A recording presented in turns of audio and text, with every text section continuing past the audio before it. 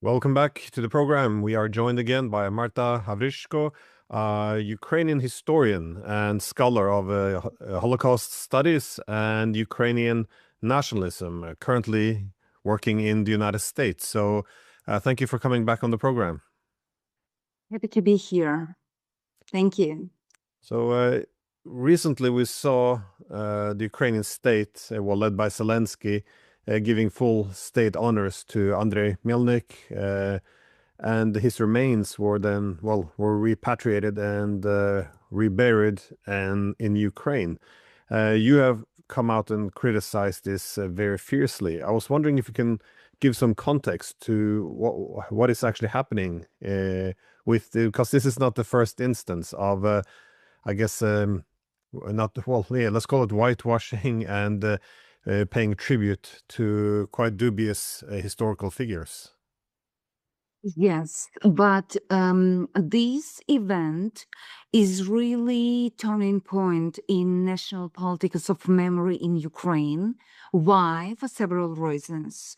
First, Melnik belongs to Ukraine nationalist movement, and the cult of Ukraine nationalist movement belong first of all to Western Ukraine, where it was originated.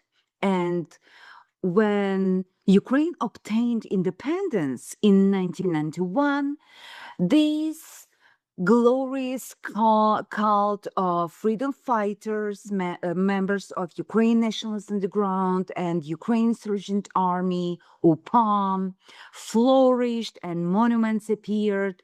And the members of these Ukraine Nationalist Underground, Bandera, Melnik, and Shukhevich, were celebrated as freedom fighters.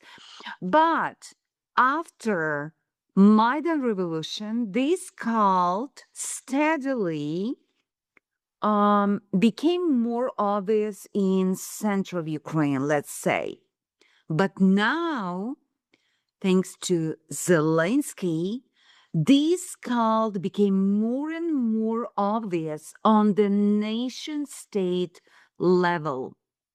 So I was surprised actually that the remains of Andriy Melnik, the leader of one of the fraction of OUN, was brought to Ukraine not by Yushchenko, President Yushchenko, who actually awarded the fascist leader Bandera the title of Hero of Ukraine, not by Poroshenko, who actually had this very nationalistic agenda as well and was instrumentalized in this history of nationalist movement for his political aims, but the Jewish president with Jewish origin, president who paid tribute to his grandfather, Simeon Zelensky, decorated war veteran who fought Nazis in the ranks of the Red Army, the president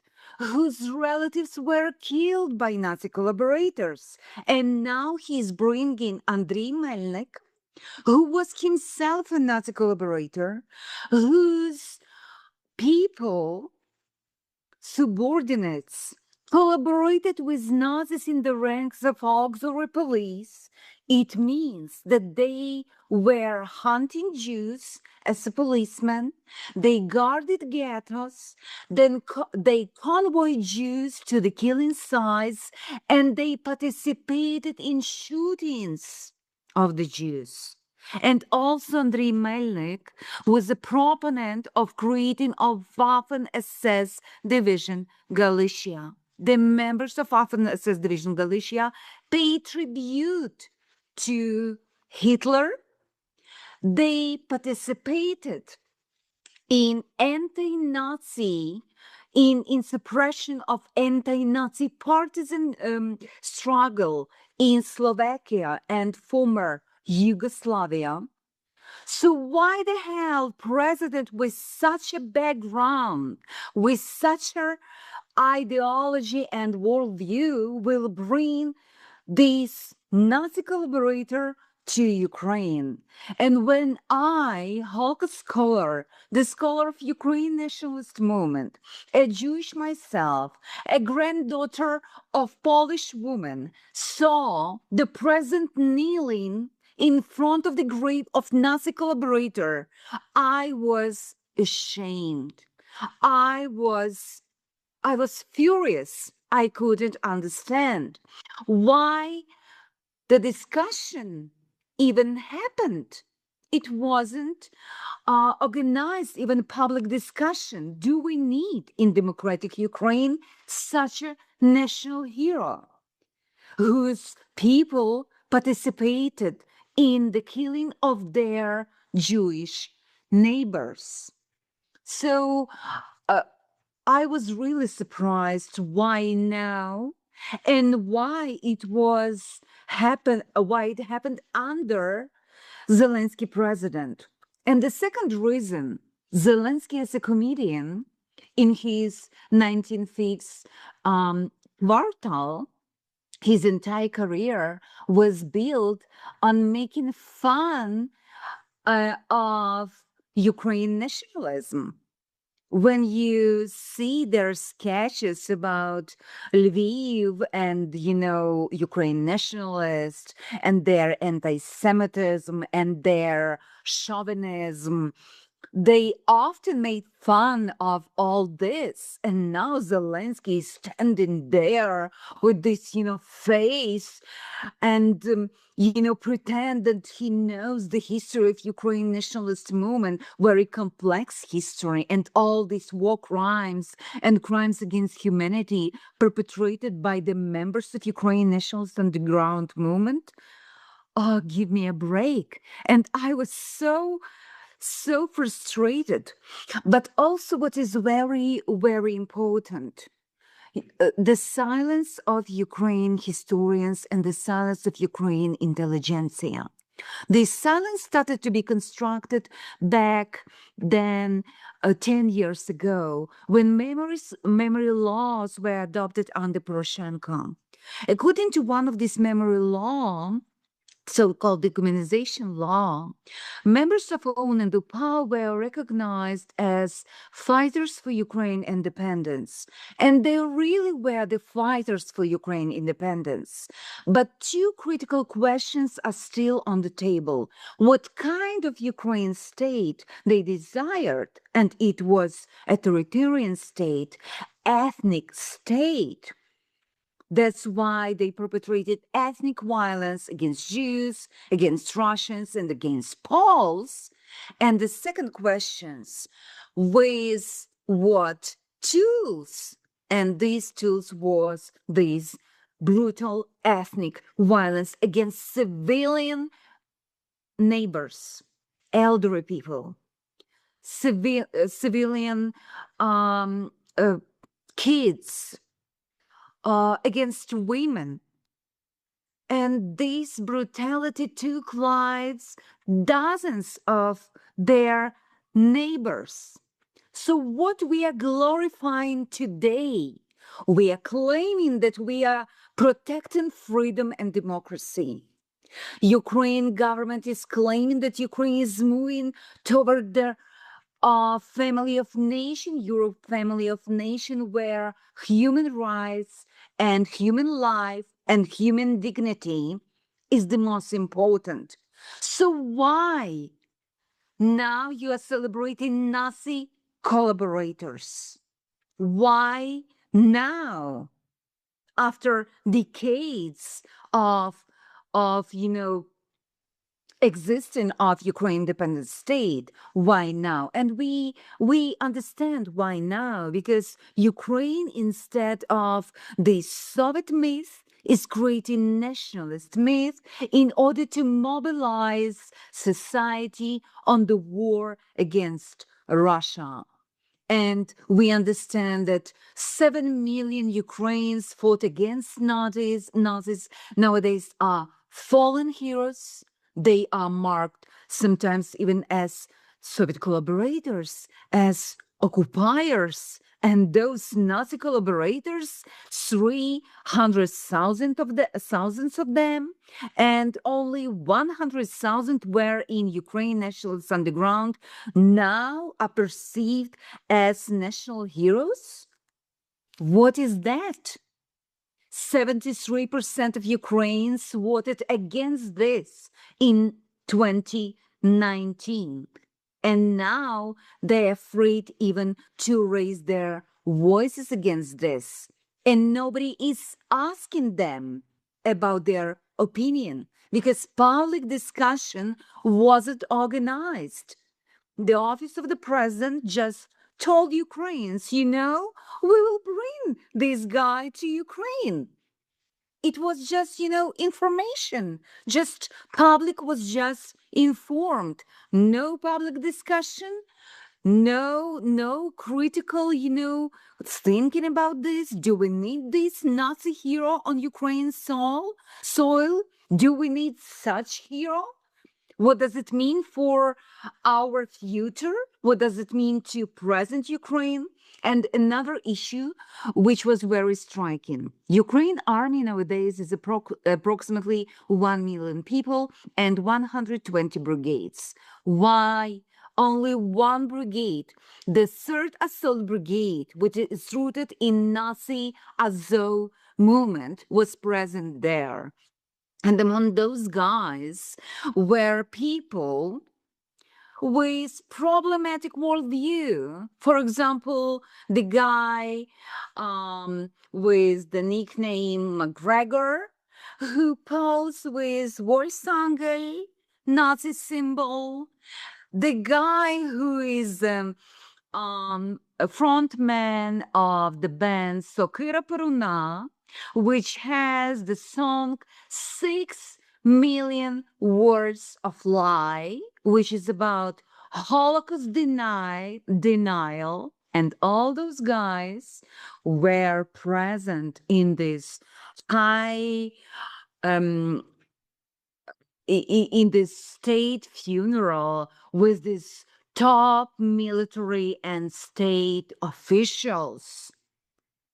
And what is very interesting, the same brigade recently celebrated the anniversary of creation of Waffen-SS Division Galicia, but they remained silent on 8 May, when Ukraine, on the national level, marked the end of the Second World War and mourned the victims of the Nazism.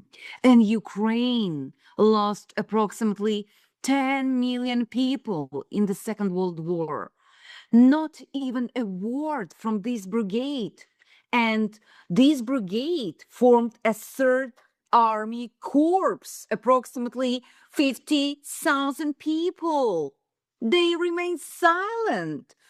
But instead, they celebrated Nazi collaborators, Waffen-SS Division Galicia, and they were invited by the office of the president to participate in the state funeral and the state tribute to Nazi collaborator.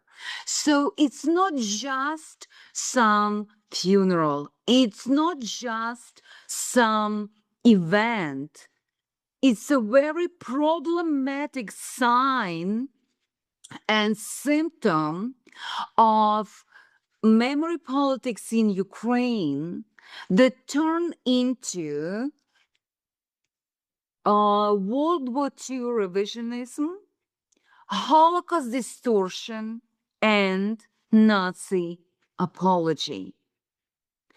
And I was very struck by the fact that Germany, which is a guardian of the memory of Nazi atrocities in the Soviet Union, and particularly in Ukraine, Germany sponsors so many monuments in Ukraine, memory sites in Ukraine, remain silent.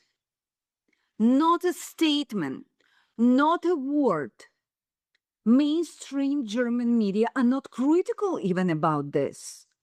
German officials are not critical. Chancellor Merz are silent.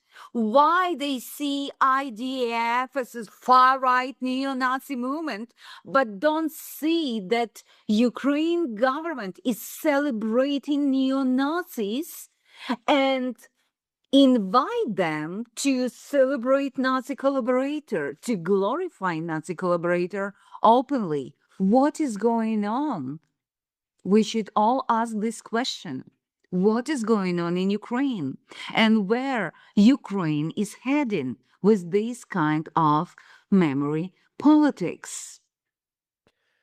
Yeah, well, I can understand kind of how because the fascist groups in Ukraine, they've always been small, marginal. I mean, it wasn't as if the Ukrainians majority wanted them, but I think they can be used in a very instrumental way, because well, the whole idea that the fascists are liberators, I think it's an interesting development, because I often make the point that the historical closeness of the Ukrainians and the Russians after living in the same state for centuries, I think was, I might be mistaken, but it could have been Solzhenitsyn who referred to it as a double-edged sword, because on one hand, in the East, you find many Ukrainians who essentially say, well, we're brotherly people. Many argue, why do we even have two separate states? Essentially, we're one people, we're all descendants of Kiev and Rus.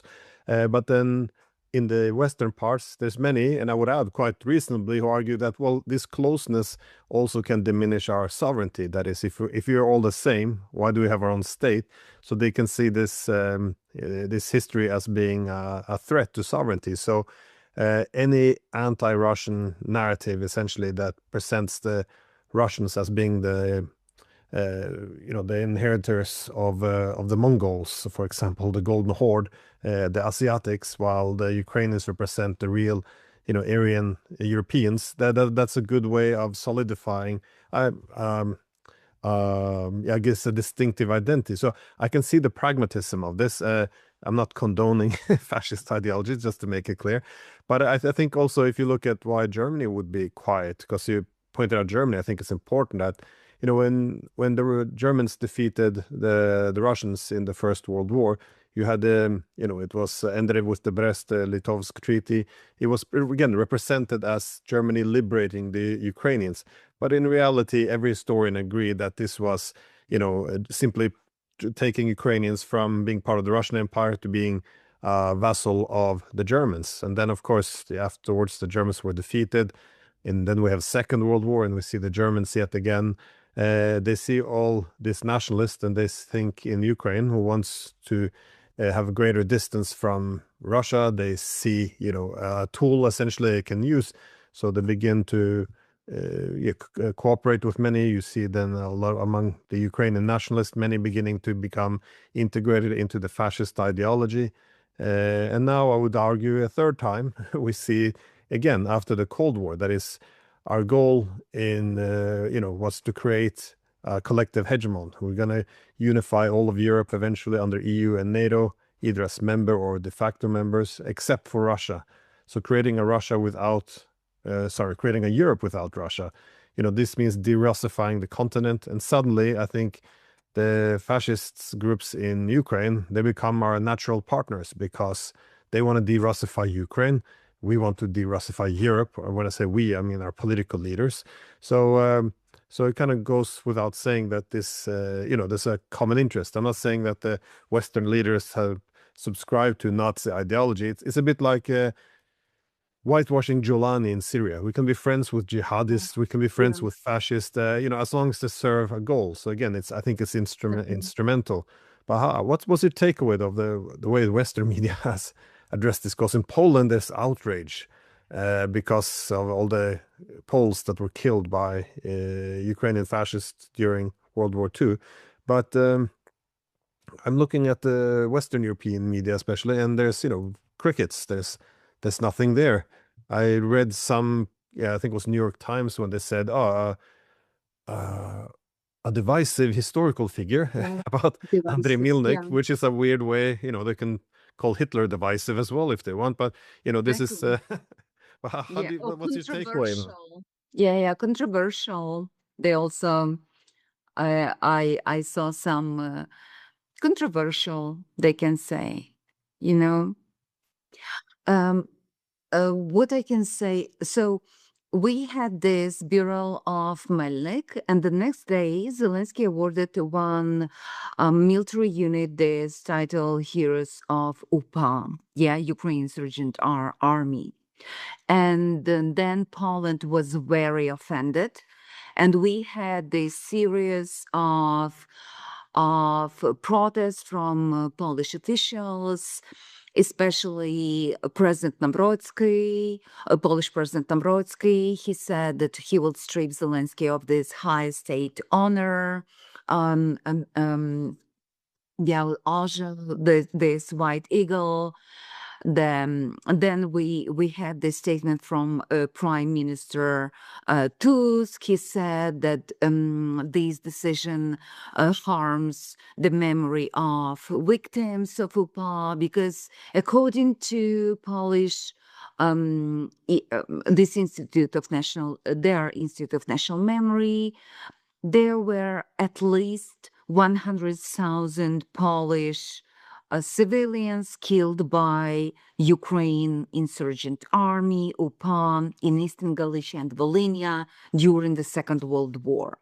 And today we saw that Lublin City Council, they removed Ukraine flag from their building. And today another Polish official said that Zelensky should make a call to Nawrocki and bring his apologies. So we still have this, outrage from Polish side, because for Polish people, it's a very sensitive topic. And Ukraine side do not want to apologize. And what I noticed that many people in Ukraine, even very liberal people, started to adopt this far-right formula, our land, our heroes. This was formula that we heard on Svoboda Party, these far-right neo-Nazi marches that celebrated Bandera birthday, But now it's a mainstream slogan. For the past 4 years, since 2022, Ukrainians constantly were feeding this narrative. You protect Europe, you protect all of us. And basically, European politicians and Western media, they raise this messiah complex in Ukrainians. And they really believe that they can have these, fascist and Nazi heroes, and it's no one's business. And everyone must just give them money, and they can spend this money for, state bureaus of Nazi collaborators and building these, fancy cemeteries for them and fancy monuments for them. No, it's not. Ukrainians must understand that European values actually and means that they adopt this World War II memory formula about never again. Okay, we can discuss what never again basically means nowadays. Yeah, looking at Gaza, West Bank and all this stuff, and never again for whom, and so on and so forth. Yeah, so we can discuss all this, but you can celebrate neo-Nazis. You can arm neo-Nazis, basically. Yeah, you can celebrate ethnic violence. And Ukraine officials now really, really can't understand that it's not only their business. 10.5 million Ukrainian pensioners are completely dependent on the West. Ukraine teachers, Ukraine doctors, Ukraine children. Everyone in Ukraine is dependent on the West. And nowadays, when Ukraine completely depend on the mercy, I will say, of its Western partners, Zelensky is doing this? I can't understand this. We saw this, we saw these new statements from Hungary, about protection of Hungarian minority. So now we have problems with Hungary, serious problems with Hungary, And Zelensky created more problems now with Poland. And why is problematic? Because Poland is the second country with the biggest number of Ukraine refugees. So the ordinary people may suffer the consequences. I mean, hate crimes, for example. So local people who have ordinary Ukrainians who have nothing to do with Zelensky politics, and his chutzpah, will suffer the consequences in their daily life, may suffer consequences, because we already see the rise of hate crimes in Poland against Ukrainians. We see this. Many people say in Poland, we are fed up with Ukrainians, no more help, no more this, hospitality, no more. So I believe it was very stupid move from Zelensky. When you put Heroes of UPA, on the title, on any title, you need a school and so on and so forth, you just close the discussion. It's a way to celebrate, glorify, to make them, only heroes. It's not about debate. It's not about their complicity in ethnic violence. It's basically the road to punish everyone who criticizes them. That's why, for example, when I was put on this Mиротворец hit list, one of the evidence against me was my academic article about gender-based violence against women perpetrated by the members of OUN and UPA, rape, and other shame-based punishment of women, for example, cutting their hair off for romantic relations with the Red Army officers, for example. They were Ukrainians. Those guys were Ukrainians from Eastern Ukraine, but they were bad Ukrainians because they were Soviets, so they were Russian speaking and they believed in Soviet Ukraine, so they were perceived as enemy men, and local women, local girls were punished by them, by members of OUN and UPA, by cutting their hair off. And back then, 80 years ago, this kind of punishment undermined social standing of those women and their families. They became non-marriageable after that.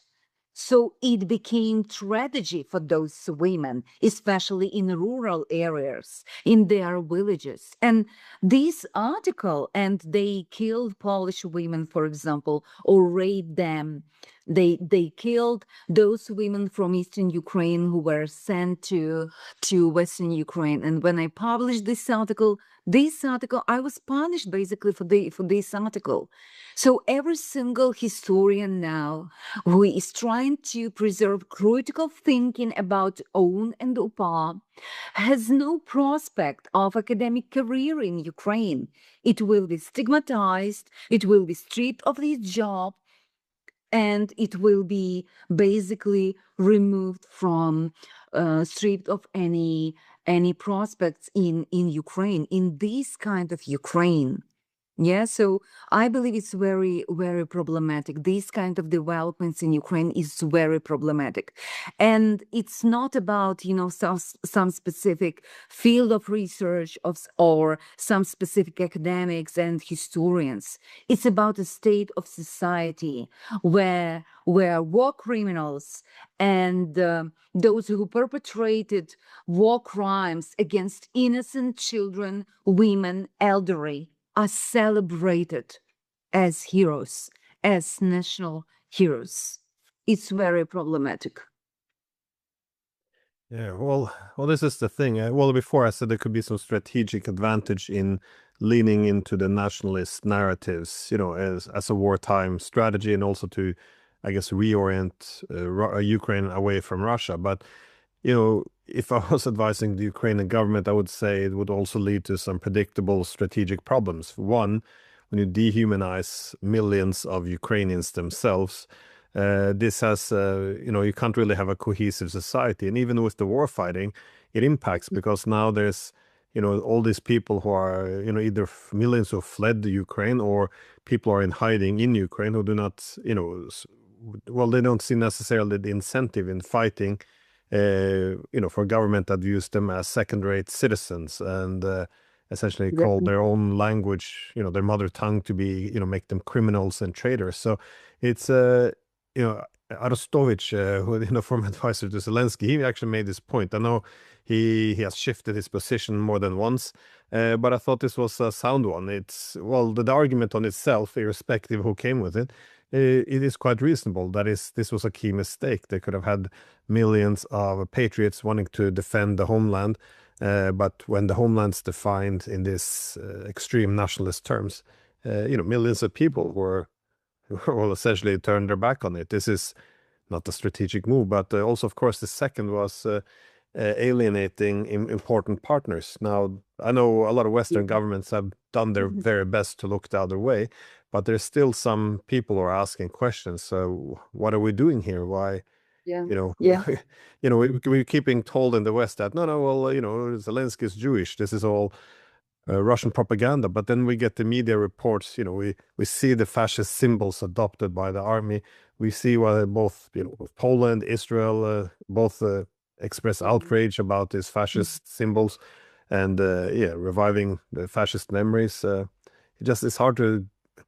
It's hard to explain this. The narrative starts to crack, but how do you think this? How can this go on to such an extent, you think, and still be ignored? Because in Europe, Zelensky can beat everything. He can be caught red-handed in corruption. It doesn't matter. He can purge the political opposition, the media, the Orthodox Church, and still he's hailed as a democratic hero. Let's give him the Peace Prize. How do you make sense of this, though? I'm in 2022, actually, when the war started, I imposed self-censorship, and I didn't criticize him. I started to criticize in 2023 when I was struck by this, when when Azov rooted Third Assault Brigade organized this exhibition where they recreated photos of the Waffen-SS Division Galicia. And basically they compared themselves with members of Waffen-SS Division Galicia. So it wasn't Kremlin propaganda, but they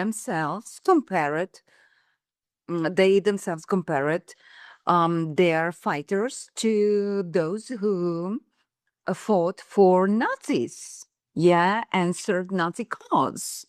And when I pointed to this fact, I understood that, nobody actually from my colleagues is willing to support me. Nobody, even those who study Holocaust, even those who had Jewish origin, even those in the West, those in the Western academia.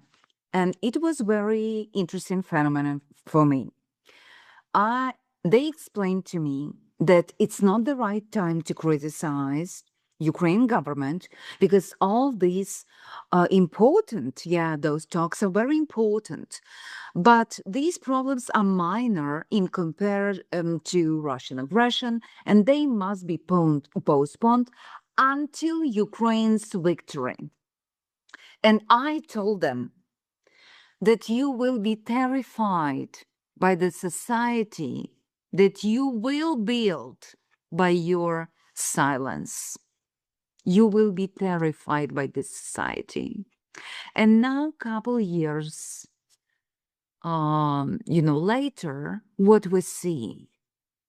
We are terrified by this society because Zelensky concentrated more and more power. Ukraine became more authoritarian. Now, Ukraine army became army of the slaves. 90% of men who ended up in the army are caught in the streets by the draft officers. Those who don't comply are severely beaten. And, many people still in the West, they are making reference to some legality. And I explained to them that racial laws were in Germany in 1935 were also legal. And racial segregation in US was legal. And lynching was legal. So it's a very bad idea to justify forced mobilization by the law. And today we see that Azov started from, 1,000 plus people. Now Azov movement have 2 army corps. I was laughing when I was watching this Black Sea Security Forum in Odessa that was last week. And, the chair of one of the session was introducing guests and he said, and now we invite the member of elite brigade. And I was laughing because I was sure that it will be Azov-rooted 3rd Assault Brigade. And I was right. They, they changed the discourse about Azov. And now in this public opinion, it's an elite brigade. The 3rd Assault Brigade, all commanders are from this old Azov. They are radicals with white supremacist views.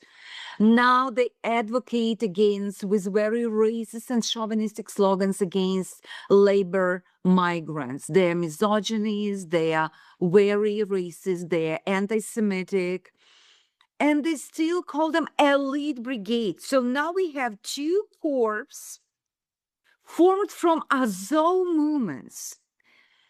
And, I really believe that those Western countries, and especially Ukraine neighbors, like Poland, like Hungary, like Romania, like Czech Republic, they must be worried of those developments because Azov has the concept of greater Ukraine. And I encourage all those people who still believe that Azov is really innocent to look at their concept of greater Ukraine and to the map of the greater Ukraine that includes all the neighboring part of the neighboring states. Azov has the imperialist concept, and Ukraine has the most hardened army in the Europe. And I believe that in the future, it's really the great probability that Western countries, NATO countries, will have the problem with Ukraine, not with Russia, but with Ukraine, and with these very radical, but very active and ideologically motivated guys who will try, because, just last week, Azov commanders talked about going to Transnistria, to Pridnestrovia, and help Moldova. Zelensky talked about helping Romania. Yeah. And we don't know what does it mean. Yeah. and Moldova and Romania are talking about joining into one state.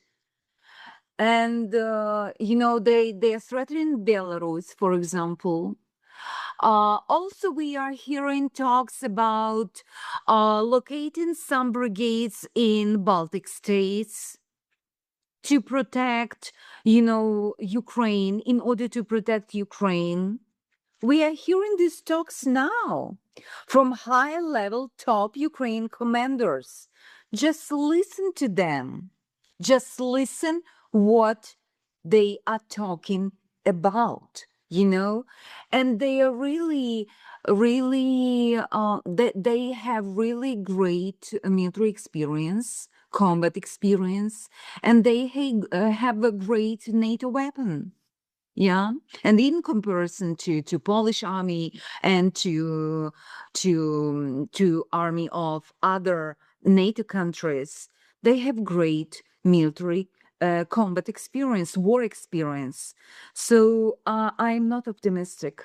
I'm not optimistic about the future of Ukraine. And the main ideology in Ukraine is ethno-nationalism. It's a very, very dangerous ideology. Very dangerous ideology pushed by Azov, and now it works in turbo mode and supported by Zelensky, because for Zelensky regime relies on Azov. That's why we see that all neo-Nazis in Ukraine, all far-right groups, they support Zelensky. They constantly advocate Zelensky. They constantly write war Zelensky. All corruption scandals, they go to different shows and say, but Zelensky didn't know. He's innocent. He didn't know. It's unbelievable. It's unbelievable. I couldn't believe that I will witness such an alliance between Zelensky office and his inner circle and neo-Nazis and far-right in Ukraine. But this is fact now. We see a lot of strange grouping comes up. I saw you mentioned the security forum now in Odessa, and I saw also on the guest list there was Reza Pahlavi, who is the monarchist from Iran, that is the ones who want to bring essentially the Shah rule back. It's a very strange mix of people. I was waiting only to see Jolani pop on the list as well.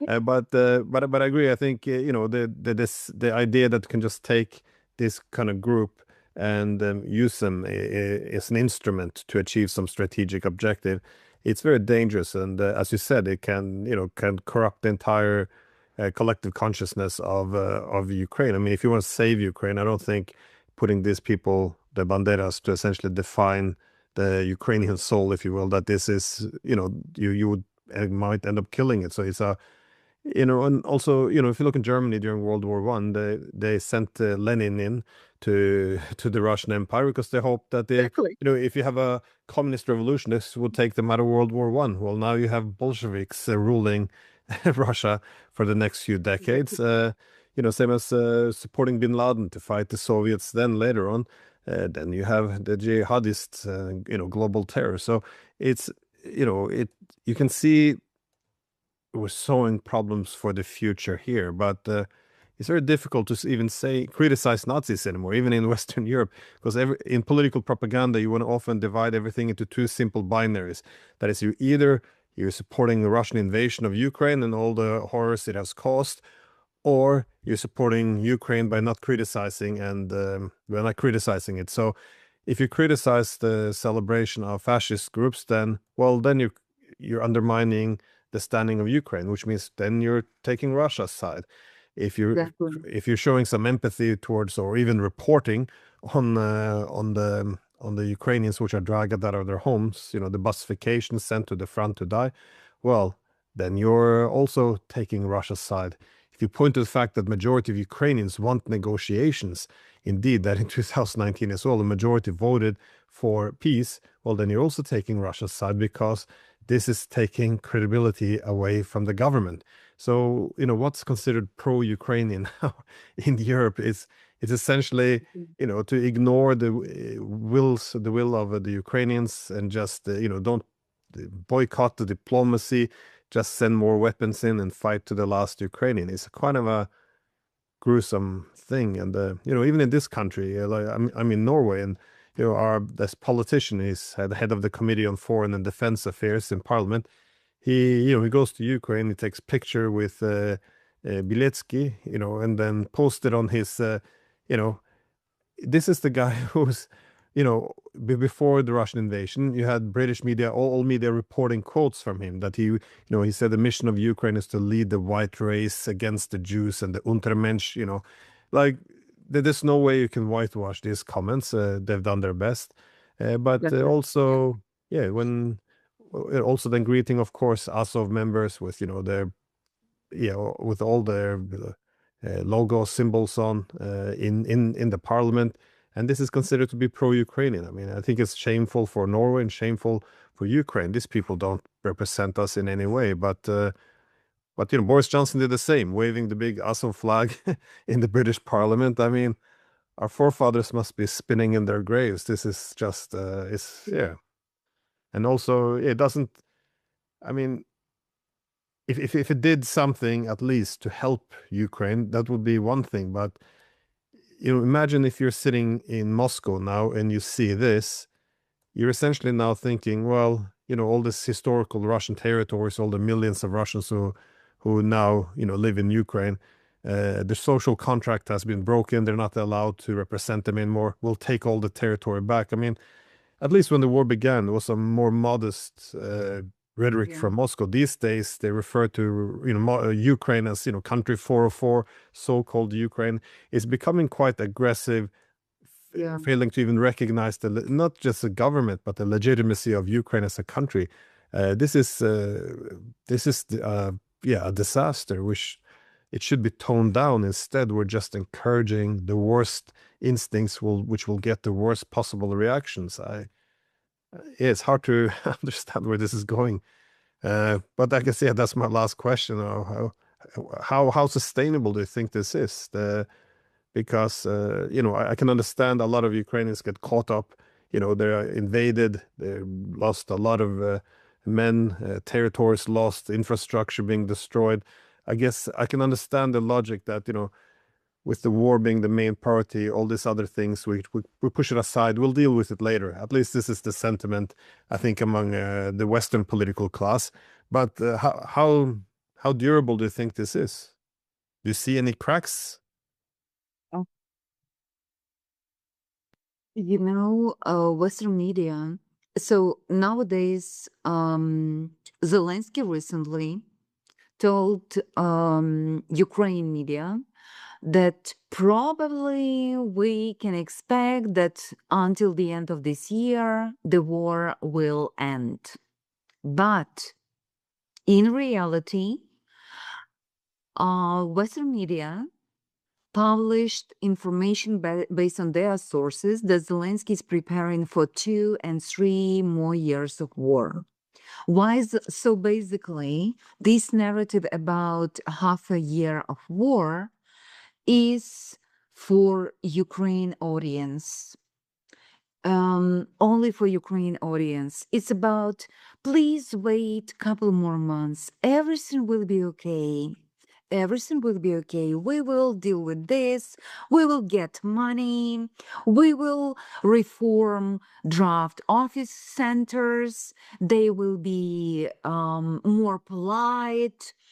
They will ask your husband politely to go to this van, and to go to the infantry, But it's all sound like, like fairy tales. And more people in Ukraine, they are losing hope.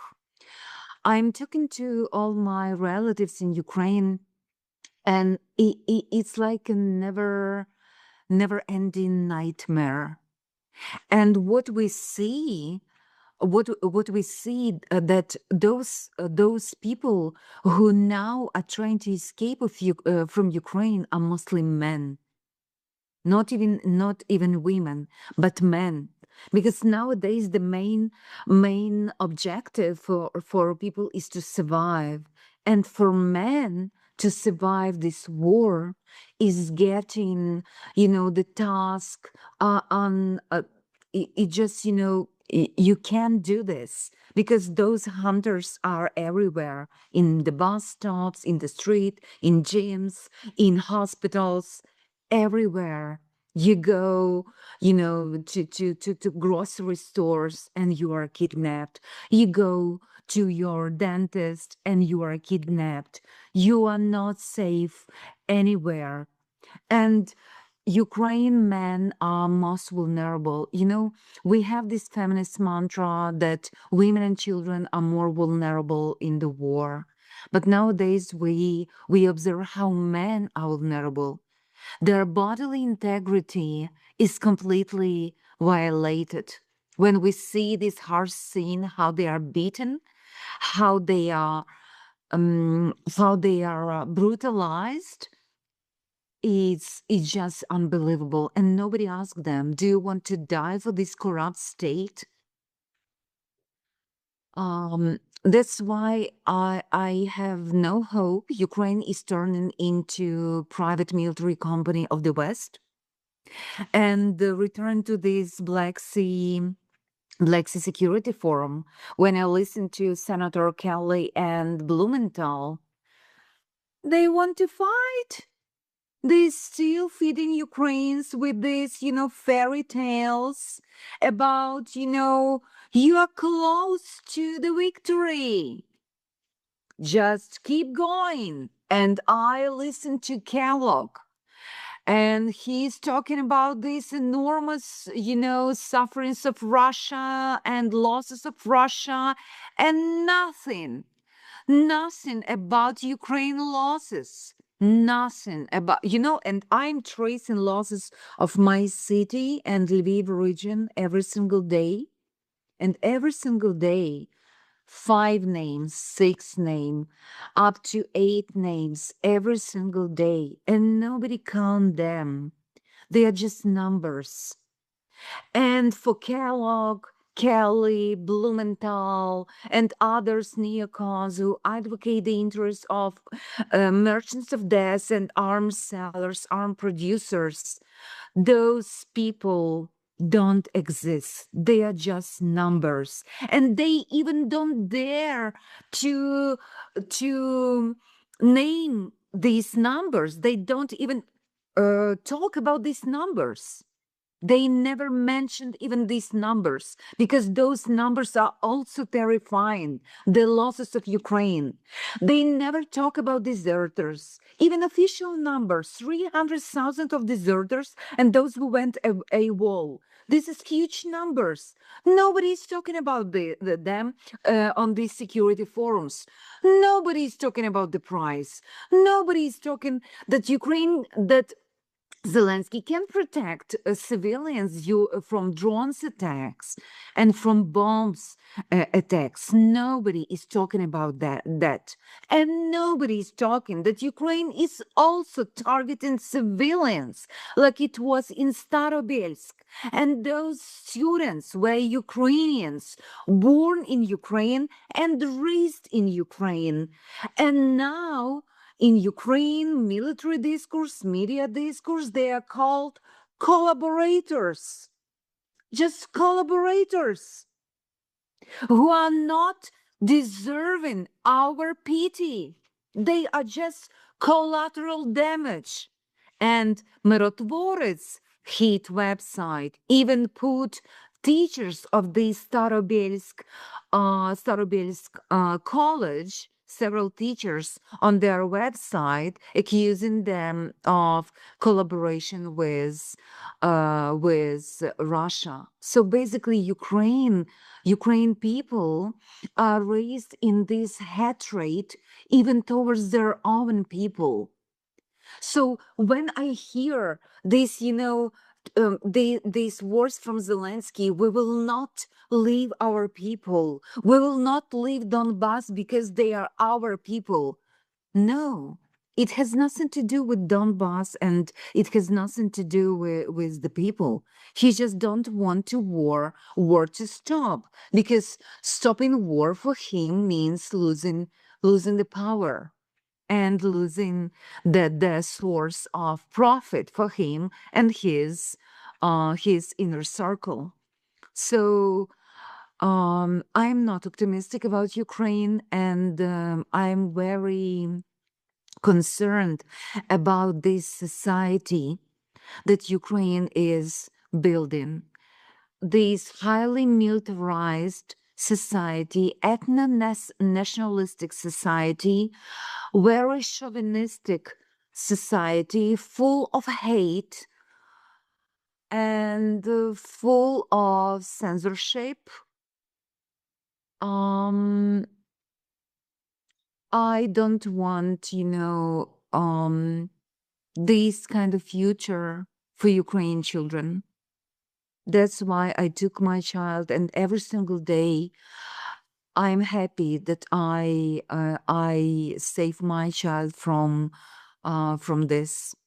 Because when I see all these developments, I'm just, when I see Azov guys Azov use Centuria in Ukrainian public schools, and they are allowed to all these schools, and these far-right organizations, performing lessons of courage in Ukrainian public schools with all these, hate symbols. I'm just terrified. What are you doing, guys? And all this so normalized in Ukraine nowadays. I feel very sorry. It's like hell nowadays. Yeah. The problem is when the war is over as well, because of this new identity they're trying to create, many, Yeah. as yourself, will probably not come back. And it's going to be very hard to rebuild if the people don't actually come back. So what kind of country one is going to create? It's not, we'll deal with this later. I think it's a big problem, but for me, always the main frustration is, again, as I mentioned before, this simple binary, you're pro-Ukrainian or you're pro-Russian. That's all. And this essentially makes any discussion, or anyone is immune to criticism, because you're not allowed to be pro-Russian. And apparently, if you're worried about Ukrainians being sent to their deaths, that means you're cheering for the invasion. There's no middle ground. But I'm thinking back. For example, in March of 2014, Henry Kissinger, he wrote an article saying that, we should give up this right after Russia took Crimea. We should give up this idea of, making Ukraine a front line either of the West against Russia or Russia against the West. The only way Ukraine can, remain intact and not destroyed is if it becomes a bridge, not a front line. This today would be considered anti-Ukrainian, same as if you argue, what best way to end this war is to agree for the NATO countries to agree a security arrangement with Russia in which we stop, for example, NATO expansion, essentially remove Ukraine from the front lines of a divided Europe, and this way we can save that nation. This would also be considered now to be pro-Russian. And even people like you mentioned Keith Kellogg before, he had this General Keith Kellogg, who was, again, became this envoy. He was giving this speech, you've probably seen it, where he argued that, this is just the top of professionalism. What we're doing now is, we're having Ukrainians to fight Russia, that we can weaken Russia, and then we can focus our resources on confronting China. So, the Ukrainians are, meat we can throw at the Russians. And I made a comment about this, and he tweeted me back saying, well, this is, Sun Tzu stuff. So which is very weird. But anyways, my point is, he's considered pro-Ukrainian. Why? Because he openly said, we can use the Ukrainians to knock out Russia from the ranks of great powers, which allows us to focus on Russia. Why is this pro-Ukrainian? The only logic in this is that it weakens Russia. So if it's bad for Russia, it's good for Ukraine. And I looked up this. Here have this article from 2023, because it's in the Washington Post. It was after this disastrous counteroffensive by Ukraine. Again, they got slaughtered when they went down in Zaporizhia. Just a lot of men perished. And yeah, this is a direct quote from Washington Post. It said, again, after the horrible counteroffensive, it says, yeah, the West's most reckless antagonist has been rocked. NATO has grown much stronger with the addition of Sweden and Finland. Germany has weaned itself off dependence from Russian energy and in many ways rediscovered its sense of values. NATO squabbles make headline, but overall it's been a triumphal summer for the alliance. And it goes on saying that this as the last 18 months have been a windfall. It's been a great success, except of course for all the dead Ukrainians, the destruction of the country. And but again, this is how pro-Ukrainian rhetoric is these days. Yeah.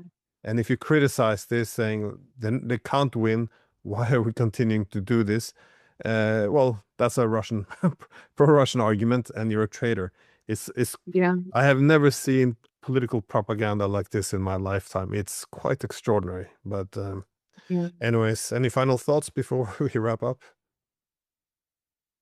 I just hope that this war will end, because too much suffering, you know.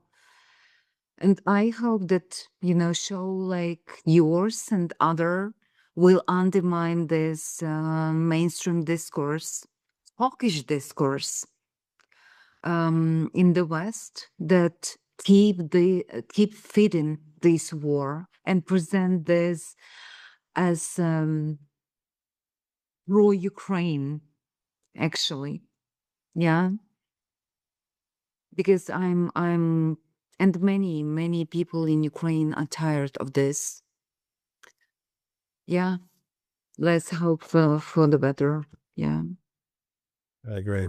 I guess last example which could have been made was when the head of German intelligence made a point that we should keep this war going for another 5 years so we can prepare ourselves for conflict with Russia. So this is yet another pro-Ukrainian statement. We need them to go to the front lines another 5 years so we can prepare ourselves. It's horrible. This is I can't believe it's gone this far, and probably will go even further if it continues to go on. But yeah, like you, I hope this war comes to a quick end, and too much suffering already. Anyways, on this very sad topic, nonetheless, thank you very much for your time. I appreciate it. Yeah, thank you, Glenn. Thank you so much.